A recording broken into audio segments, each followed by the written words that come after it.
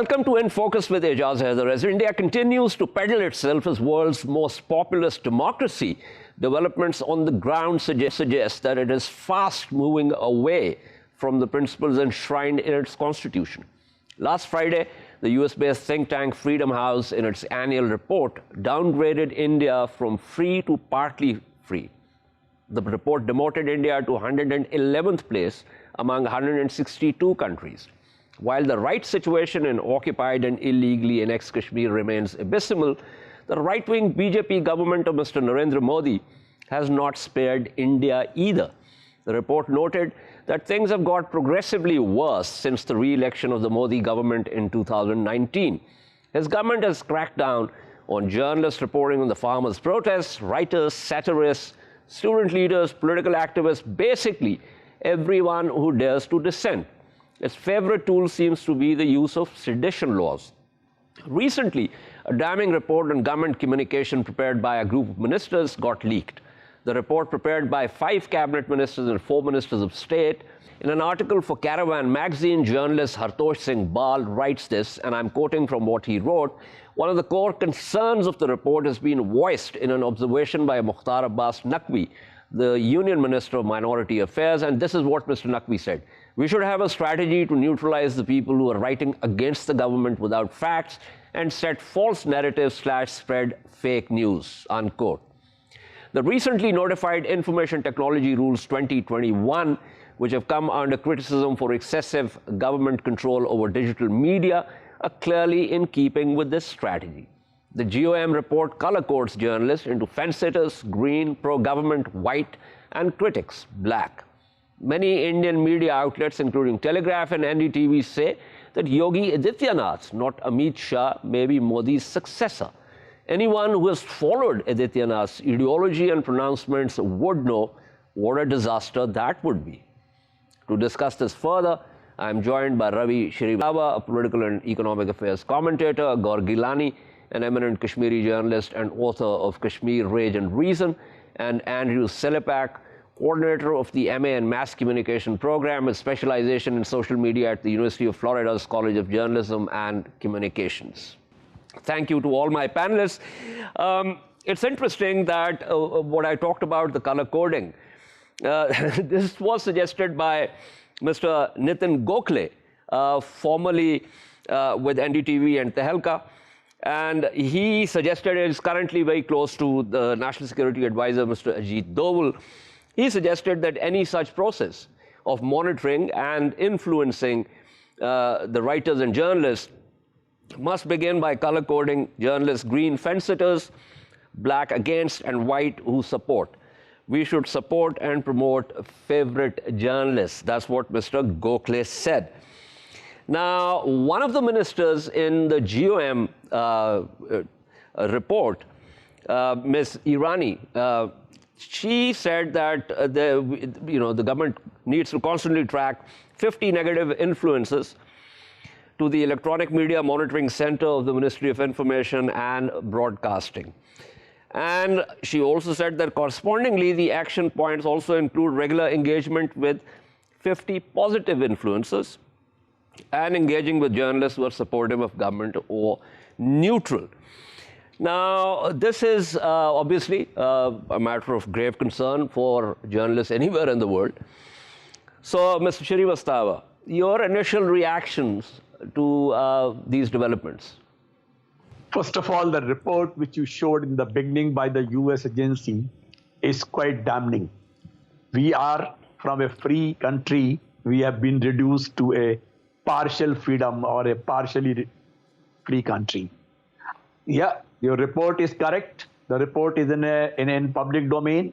And what we have seen is progressively in 2019, since the Modi government was voted back, right from May onwards, May 19 onwards, you saw that triple talaq was made a law. Then you saw that CAA, NPR, NRC came. Then Shaheen Bagh protests were there.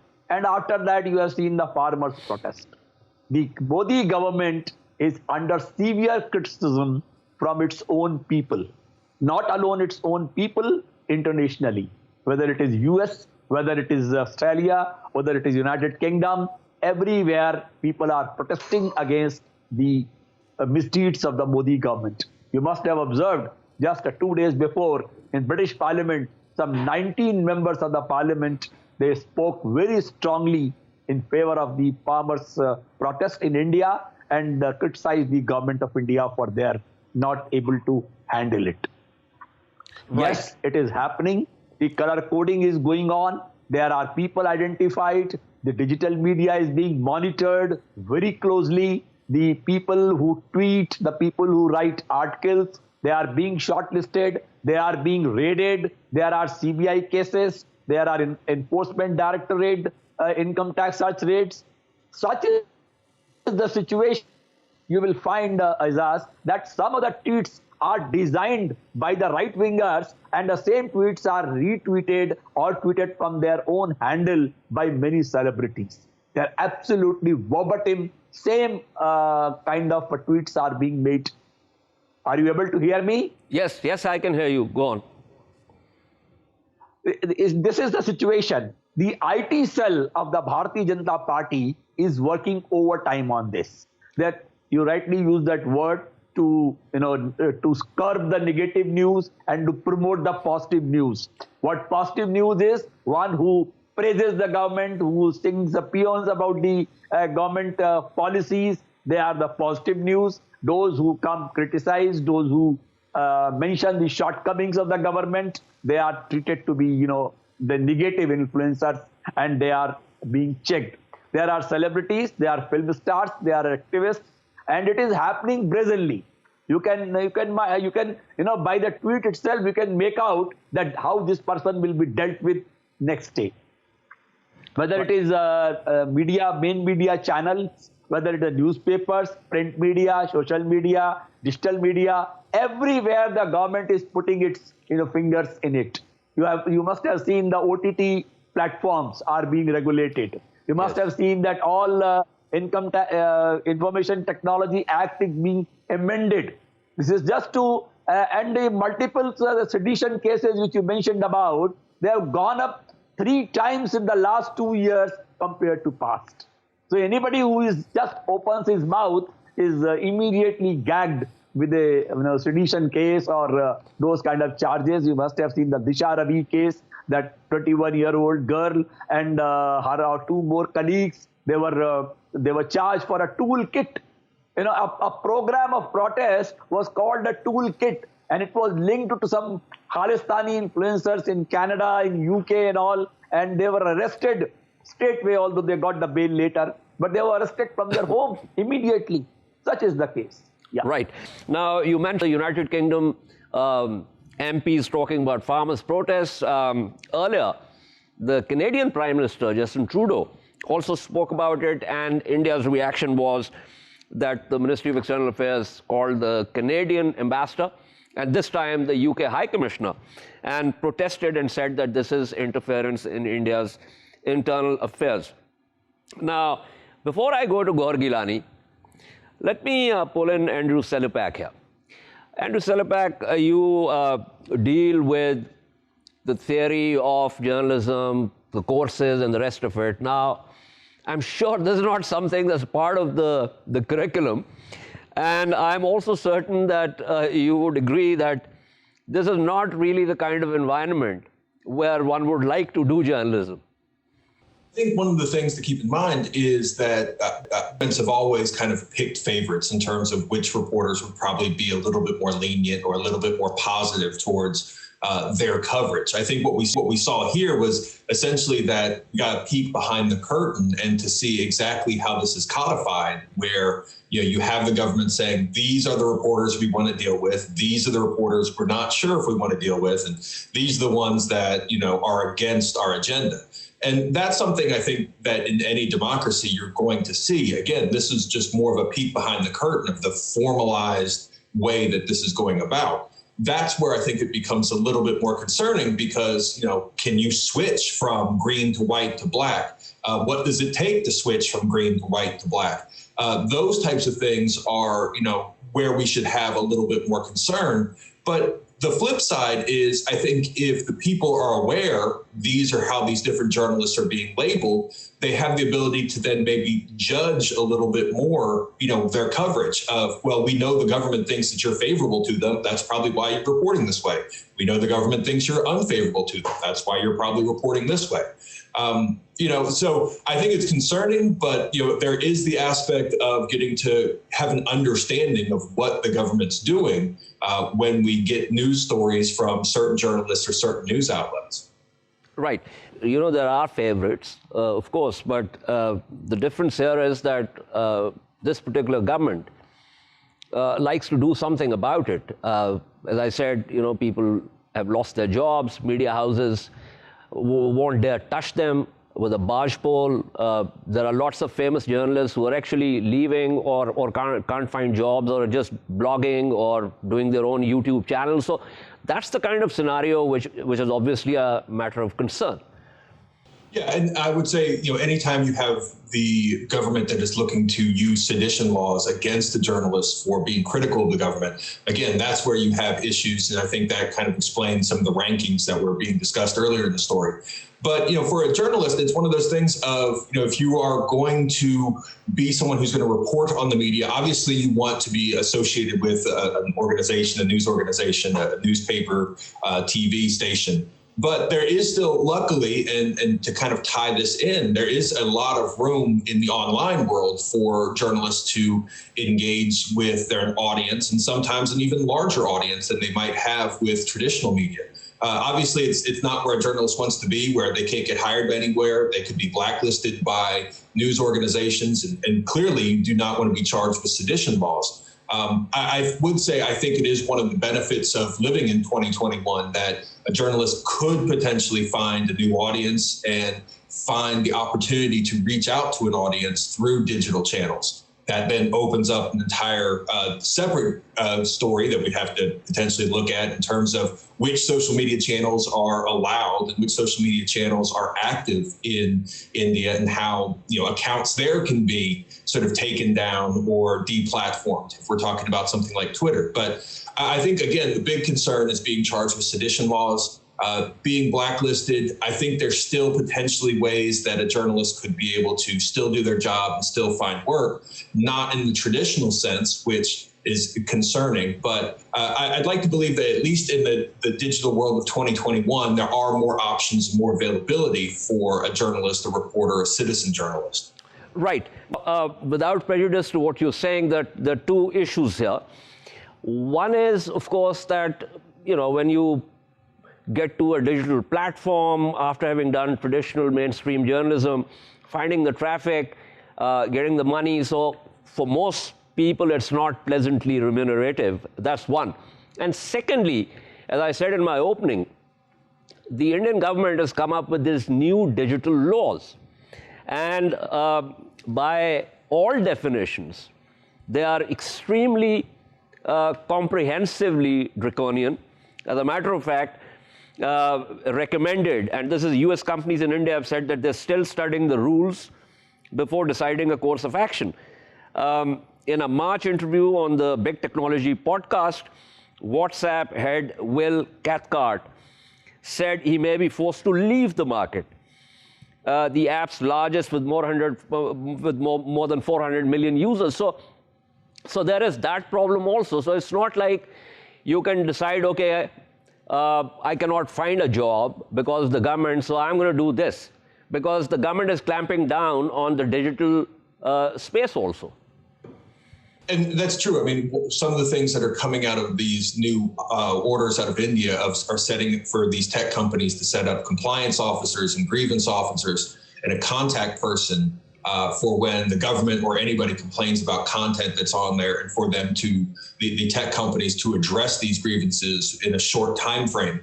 That again is more regulation on these social media channels that they don't have in other countries. And, that's going to be, I think, something where we're going to see these tech companies potentially look and deciding, is it even worth it to try to get into this market? Obviously, India is a huge market. It would be the largest market outside of China for these tech companies. And something like WhatsApp with nearly 500 million users, they don't want to abandon the Indian market. But there might become a point where it just becomes sort of able to be able to be in there with all the additional regulations if other countries don't follow suit. I think where the big thing these tech companies are looking at is they know they want to be in the Indian market. They've been locked out of the Chinese market. They don't want to miss out on the potential billion users. But if it becomes cost prohibitive in terms of these regulations, you may see them start to pull out, which is bad for India. It's bad for the world. It's bad for sort of global communications. And this then, again, as you said, relates back to journalists of, could they be on these platforms? Will these platforms go away? Will they be overly regulated? And it could prevent them from finding that audience or being able to expand beyond, maybe some of the more localized platforms that we've discussed previously. So I don't know if there's really a good solution to this. I think for journalists, being blacklisted or even being put on, being labeled on that white list of being neutral, you can see where it prevents access to government officials. It's going to prevent access to potentially being even able to be at events for certain government officials. You then you can't cover stories, which would make it sort of difficult for you to maintain your job. And again, even if I was saying that there's possibilities of being sort of an independent journalist, if you lack access to the people in power who are in charge, again, that also would make it difficult for you to be able to do that job if the government's decided you can't participate in press conferences, you can't participate in asking officials questions, and you're completely blacklisted from access to anybody. Yeah, absolutely. That is the main concern. But thank you so much. That was Andrew Selipak speaking with us. Let's go back to Mr. Gaur Gilani here.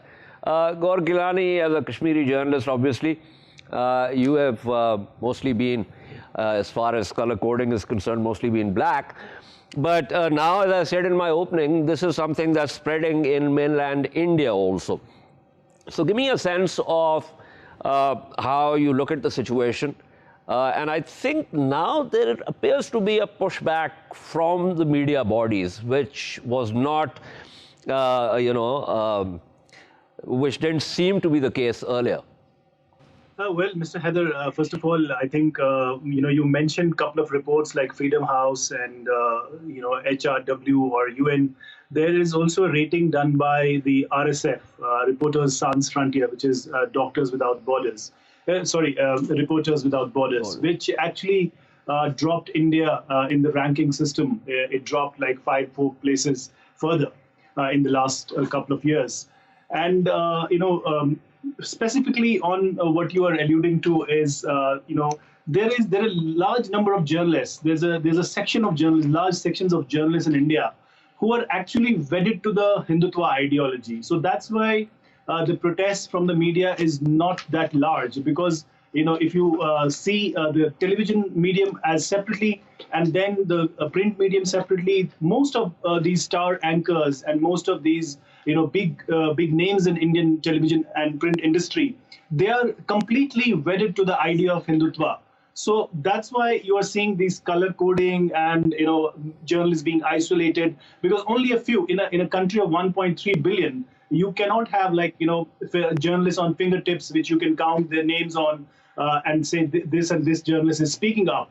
Because others are, there is cowardice, there's also compromise, there's also consensus. Because if you see the cover page of India Today, the recent cover page of India Today is, it has actually targeted the Congress party. The Congress party for dynastic politics. It has said that it's a family which believes in familial affiliation. So rather than asking questions of the government about the CAA, about the NRC, about Kashmir's annexation, about farmers, about the economy, GDP, it is actually asking questions of a Congress party and Rahul Gandhi, and that's the state of India Today is a big magazine in India.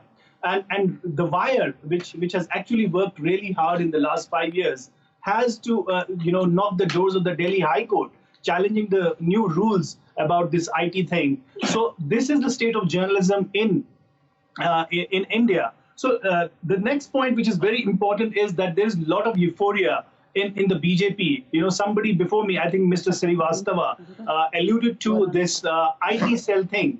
And he talked about the BJP's IT cell. So there's a process wherein they manufacture a narrative, and then there's a large digital army of the BJP, which actually amplifies their message, which goes through the WhatsApp and on the social media. And then a lot of it's basically based on fake news. It's basically bundle of lies, and then that is made a narrative. And that's how BJP survives, and people actually start believing whatever comes in and it's also referred to as a WhatsApp university of the BJP.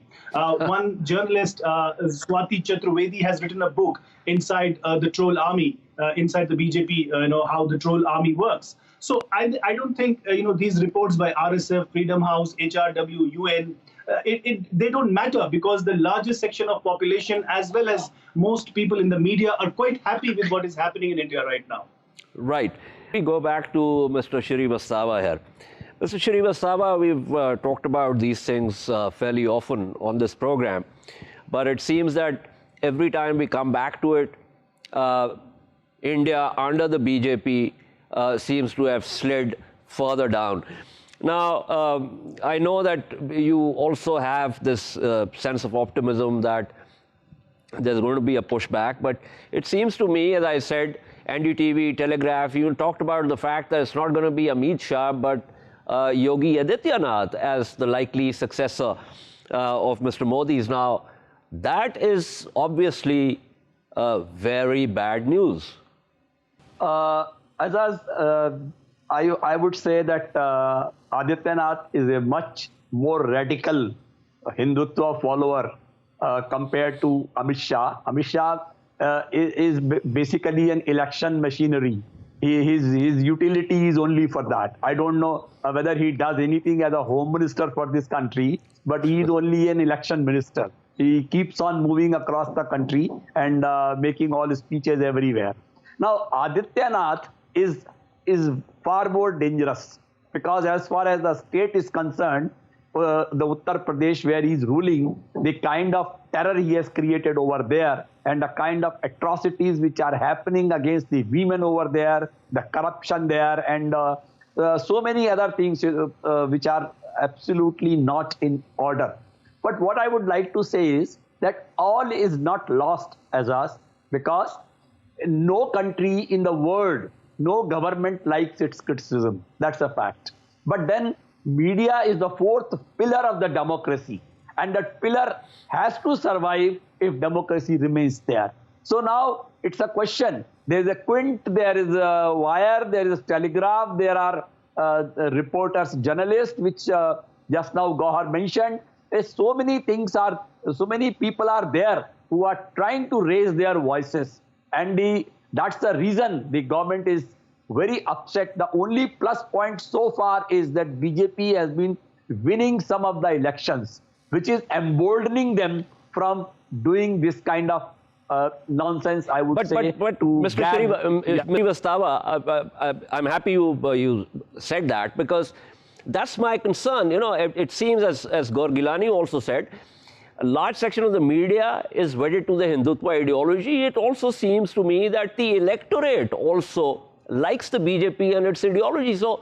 So how does India go back to, as I said in my opening, the principles enshrined in the Indian Constitution that was framed by Dr. Ambedkar?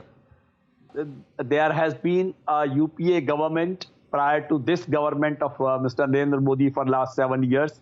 Now, I several times on your channel, I said it, the nation is being vertically divided by these Hindutva, the RSS forces, the right-wingers. They are trying to divide the country between Hindus, Muslims, and Sikhs, and all other religions for that matter. They are creating a religious divide, and they are trying to polarize practically every election. But I don't think that this is going to last long, because Indian Constitution is very strong, and finally the rule of Constitution will prevail. It's only a matter of time that since the electorate understands that what they are going to suffer from, whether it is a 900 rupees cylinder, whether it is a 100 rupees liter petrol, whether it is unemployment, whether it is the kind of religious divides happening in the country, they are definitely going to realize it, and this country will be back to its constitutional values. I'm sure about that. Right. Thank you. That was Mr. Ravi Srivastawa speaking with us. Before I wrap up, let me go back to Gaur Gilani here. Gaur Gilani, this optimism is good. Perhaps, it's in the interest of everyone in the region for India to go back to some kind of sanity. But it seems to me from different popularity polls, how the BJP has been winning state elections and how it is actually using the legal framework and how it has been essentially tampering with the Constitution itself. A great example of that is how they managed to strike Article 370 and 35A. So give me your sense of whether you share the optimism that things could actually get better. Unfortunately, I am a very positive person by nature, but in this case, I am very, very pessimistic because, now the BJP is all set perhaps to even win the West Bengal elections. And there are other 3 elections happening in 3 different states of India. But I tell you why I'm feeling so pessimistic is because India and this government in particular feels euphoric and victorious after annexing Kashmir and actually managing to get the ceasefire on the line of control and also on the LAC with China. So whatever they have done, how they have altered the facts on the ground in Kashmir, now they are at peace. There is a lot of peace at the two-front, which was, seen just before some days. People were talking about two-front war. So that possibility is not anymore there. So now they are focusing on winning elections after elections and changing facts on the ground and also altering and tweaking laws to suit their electoral agenda.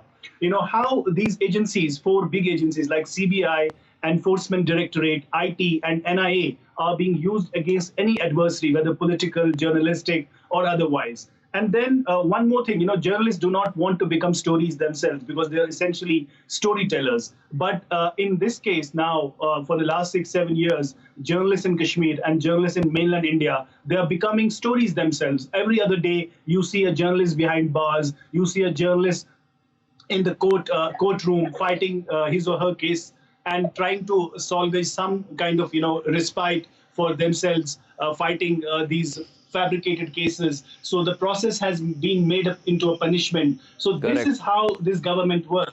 So I don't see the light at the end of the tunnel. I see darker days ahead, and I see anybody who's hoping for sanity to prevail is being very, very gracious.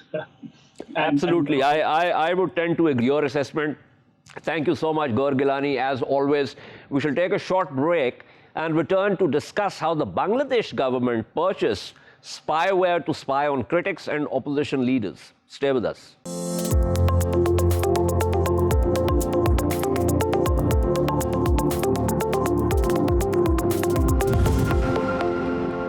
Welcome back to In Focus. Bangladesh government bought phone hacking equipment made by an Israeli company to spy on critics and opposition leaders and activists. This was revealed by Israeli newspaper Haaretz and Al Jazeera's investigative unit. Interestingly, Bangladesh does not have diplomatic relations with Israel. According to documents, the spyware is developed by the Celebrite security firm and is called UFED. It's a product that is capable of accessing and extracting data from a wide range of mobile phones. Its ability to hack encrypted phone data has worried civil rights campaigners who have long called for its use to be more strictly regulated. It is unclear whether UFED was provided to Bangladesh directly by the Israeli company or via a Celebrite subsidiary based elsewhere in the world, presumably with the intention to mask its origins. It is by now a known fact that Sheikh Hasina's government is an authoritarian government that believes in arresting and disappearing opponents and critics. A number of Bangladeshi critics have blogged about the fast deteriorating situation in that country. To discuss the use of this spyware, works, and why its use should be regulated, I am joined by Dr. Athena Karatzogiani, who's a professor in media and communication at the University of Leicester, and Asad Beg, journalist and founder of Media Lab, Pakistan's first incubator and accelerator for tech-based digital media startups. Thank you to both my panelists. Let me begin with Professor Karat Zojiani here. Professor, governments normally want to do that. As a matter of fact, the entire Snowden affair dealt with this. So why should we be concerned particularly about the Bangladeshis? So I think we should be concerned across the board, because the Celebrite company already, since it went into this forensic business 2007, there have been reports of concerns from rights organizations already in 2011 in relation to Michigan and the use by the law enforcement. In 2017, the use by the U.S. Immigration and Customs Enforcement. In 2017, again, there was a data dump that showed that this technology, Celebrite technology, had contracts with Turkey, the United Arab Emirates, Russia, reports about complaints and petitions from rights activists in Hong Kong, so that 4,000 phones were hacked during the protest in Hong Kong by using this technology, the Universal Forensic Extraction Device technology that the company has. Also, in relation to Bangladesh in particular, it is important because Bangladesh brought the digital security law, and that law, Amnesty International, Human Rights Watch, but also the Committee to Protect Journalists, they have raised the concerns about this law because the law has been used repeatedly and unjustly against journalists in the country. And there have been protests on the 1st of March in Bangladesh relating to the death of a writer. There's other people that are in jail that are reportedly, a political cartoonist has been tortured, his lawyer says has been tortured in jail. So in the sense of the problem of Bangladesh, I think, is, yes, it is a specific problem because of how the government uses this rapid action battalion, trains them in Hungary to use the technology and so on. And it has human rights violations history here. But generally, Celebrite, it seems to crop up whenever there is dissidents. This technology is reportedly used with Belarus as well, and in countries where you have human rights violation and governments want to crack down on dissent, you have that. And that company, Celebrite, it is not clear because it was a subsidiary for Sunsoft, the multinational corporation in Japan. It's not clear now. I think 25% of it has gone to the government, to another company in Tel Aviv, has been sold by Sun. The Sun company from Japan to a company in Tel Aviv. So there's a bit of a complex situation of whether they have permission and what is the arrangement with their own Israeli government to be able to sell this technology around the world as well. So the issue that has to do with this company and how the products are sold and how it's doing its business more broadly, I think. Right. Now, before I go to Asad Beg, just to corroborate what the professor is saying, this is from the report. The Ministry of Defense in Bangladesh said the equipment, a passive mobile phone monitoring system called P6 Intercept, was made in Hungary and was purchased for use on United Nations missions, a claim that was rejected by the UN. The contract listed the manufacturer of P6 Intercept as PIC6 Limited Hungary, yet no public record of such a company exists, and all PIC6 equipment is made in Israel. As far as the human rights issues are concerned, according to the report, the document also says the Rapid Action Battalion, a paramilitary force that has a well-documented record of abductions, torture, and disappearances, would be trained on the use of Celebrite's hacking systems under an ongoing project that began in 2019 and is set to be completed in June 2021. But let me get to Asad Beg here. Asad Beg, you're the expert, you're the computer engineer. Tell me and the viewers, how does this thing work? And what exactly do you do with this? Yeah, thank you, Ajaz. So from what I know about these kind of systems, they work on a very broad scale. So they're not very targeted systems, as we call them. They obviously can play that role if there is a need, but they generally sort of work on a larger information system and a larger part of the networks and so on. Sometimes we call this kind of approach a brute force attack, where you are kind of massively collecting data, and then you're using whatever you like or wish to. But more importantly, Ejaz, I think what we need to discuss here is that, and by the way, let me also add this, that we have this joke, like a long-standing joke in the digital rights circle, that the traditional Big Brother, which used to be, obviously everybody knows about the Big Brother. So the traditional Big Brother has now an evil twin, and it's the corporate world, the corporate sort of companies, like this company which is based in Tel Aviv, which are sort of creating tools like this, and obviously the big tech, the international, the corporations and so on. So now these two brothers, the Big Brothers and the evil twin, they're sort of working together, and that's really I think that's like a really bad chemistry for civil rights generally in the world.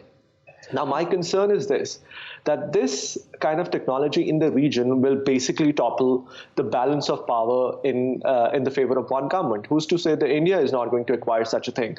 And with all their track record of human rights and everything is right in front of us, can you imagine the implication of that and the population that India has, for instance, right? It's just an example. And one of the questions that you pose to it's a question that US, for instance, has been doing the same thing. Obviously, we should denounce this across the board. But then we also need to consider that there are legal frameworks in the US or most of the Western world, like Second Amendment, for instance, and others, which does provide a certain amount of protection to its citizens. Unfortunately, these frameworks are not present in countries like Bangladesh, right? So when such a technology comes there, and like you rightly pointed out about the Rapid Response Force, this is a very deadly concoction in my view. Absolutely. I'm interesting that you mentioned India, because my first segment was about this GOM government minister's report with reference to how to approach the media, influence the media, color code journalists from green to white to black, and so on. And of course, there are new digital laws also, which are pretty draconian, with lots of US companies saying, well, we're studying them, and we'd probably, if we cannot negotiate terms with the Indian government, we might have to leave the market, or at least that's what Will Cathcart, who's the WhatsApp head, said in a podcast on big technology. Well, let me go back to Professor Karatzogianni. Professor, as Asad Beg said, and this is obviously a matter of grave concern, that if governments can actually go and pick up this kind of spyware from firms and other, tech firms or tech corporations, this is definitely, as Asad said, is going to tip the scales in favor of authoritarian governments at the expense of people who want to use this space to express themselves freely. I think that is very right. And on the question of India, I mean, even a random search can show you that Celebrite held an event in July 2019, a public event to showcase its digital intelligence products in India, in New Delhi, right? So it's not that this is happening in some secretive world of intelligence.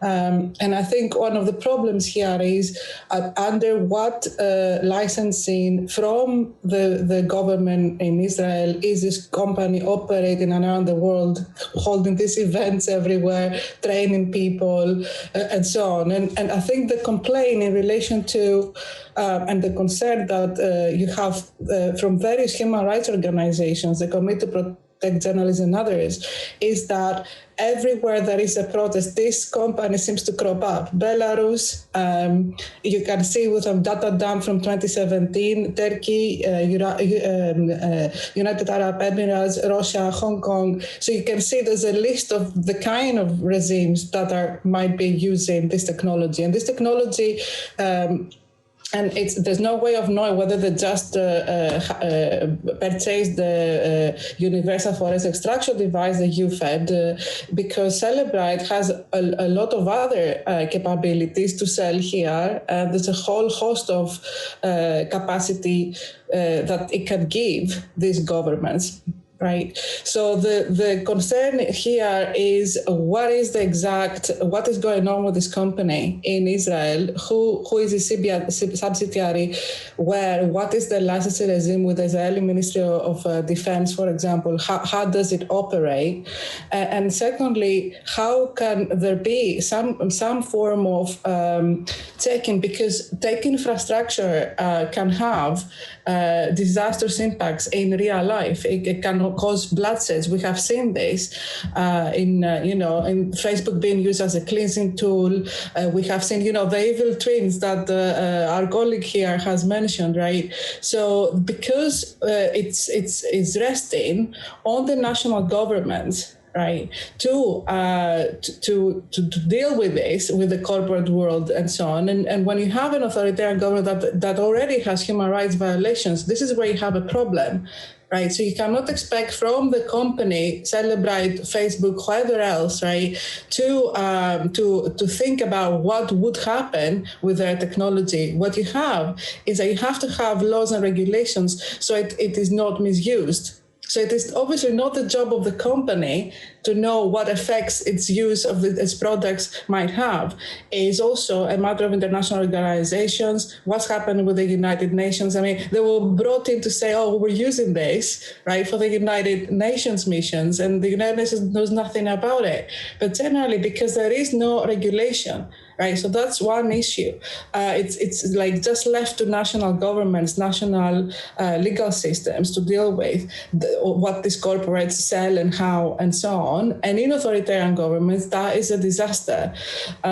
So the second issue I think that is overlooked here is that you have Bangladesh, who is not supposed to have trade or visiting, like no links because of the Palestinian issue. You have this type of country. Saudi Arabia is mentioned, for instance, as Cellebrite sending an employee to hack a phone in Saudi Arabia from a justice ministry employee, for example, right? So you have Saudi Arabia. It's not supposed to be having relationships with Israel and trade because of the Palestinian issue. But at the moment, you have Arab states like considering the Google Blue Rahman, right? The Google fiber optic cable passing through, bypassing Egypt. So the tech infrastructure questions, technology questions impact the geopolitics and the international relations between states at the moment.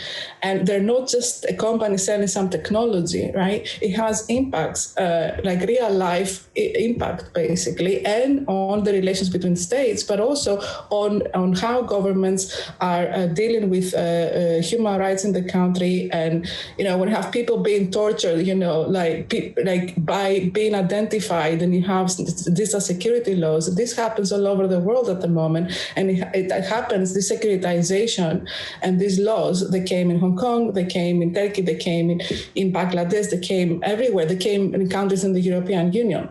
So these digital security type of laws, unfortunately, impact the freedom of expression from collective movements, from protest organizations. Yeah. Absolutely. Thank you so much. That was Professor Athena Karatzogianni. Before I wrap up, let me go back to Asad Beg here. Asad Beg, this is diabolically fascinating, frankly. The professor was talking about how it's happening. I mean, according to one other report, India's new rules come as the Five Eyes intelligence alliance is seeking access to encrypted material for law enforcement agencies. It puts more pressure on WhatsApp, which is also battling traceability legislation in Brazil. Now, I know we have discussed this before also. There was a sense that this is the space where perhaps, the governments won't be able to intrude. But we've realized that it's not just the governments intruding, the corporation is also intruding. You have the findings by Zuboff. You know what Yuval Noah Harari has been saying. Cathy O'Neil talked about big data and titled a book weapons of mass destruction. So give me your sense of where we are headed. Are we ultimately going to become, just like our phones and computers, are we going to become hackable? We are, and frankly, it sounds like something right out of a James Bond movie, Five Eyes intelligence. But the fact of the matter is that it's true. And if you look at it, that the main sort of source of this data is really the big tech now.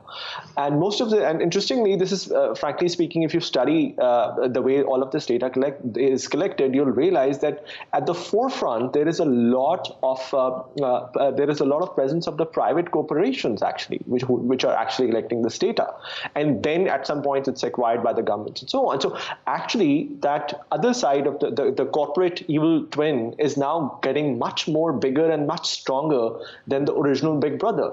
And the time will come, and I think it's not very far away than this brother will actually be the real big brother and not the governments themselves. And I think, frankly speaking, again, coming back to the point that we've been trying to make in this program, is that the transparency is extremely important. Before everything takes over, the AI takes over and everything is gone in that black shadow, that transparency is extremely important to see essentially what is happening. But frankly speaking, that momentum is extremely slow. In my view, it needs to take a little bit more speed for something to happen in this space. Absolutely. Thank you so much, Asad Beg. Always a pleasure to have you on the program. This is all from In Focus this week. We shall see you next Monday at the same time. Keep following our latest updates on social media at indus.news. Good night and goodbye.